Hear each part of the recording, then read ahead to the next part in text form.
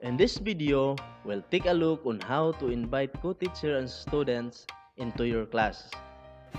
On the class page, click the People tab.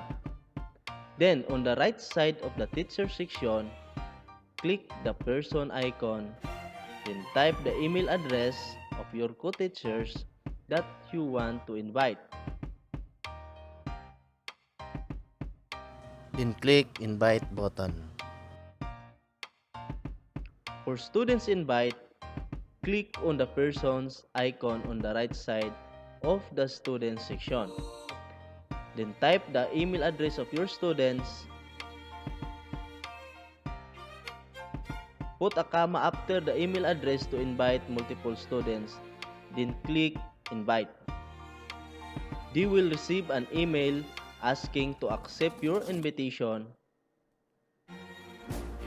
You can email the students or check the box beside the students and choose actions to remove or mute the students. Now, you have successfully invited your co-teachers and students to your class. In the next video, we will take a look on how to organize your learning with topics.